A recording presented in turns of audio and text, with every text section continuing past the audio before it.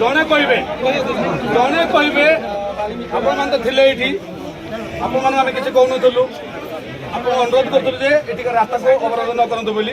ବର୍ତ୍ତମାନ କ'ଣ ଅସୁବିଧା ହେଲା ଆପଣମାନଙ୍କୁ? ଜଣେ କୁହନ୍ତୁ।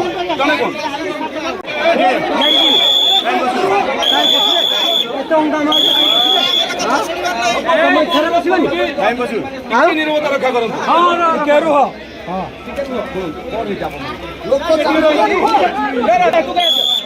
ଜଣେ କହିବେ ଆପଣମାନେ ତ ଥିଲେ ଏଇଠି, ଆପଣମାନଙ୍କୁ ଆମେ କିଛି କହୁନଥିଲୁ, ଆପଣ ଅନୁରୋଧ କରୁଥିଲୁ ଯେ ଏଠିକା ରାସ୍ତାକୁ ଅବରୋଧ ନ କରନ୍ତୁ ବୋଲି। ବର୍ତ୍ତମାନ କ'ଣ ଅସୁବିଧା ହେଲା ଆପଣମାନଙ୍କୁ?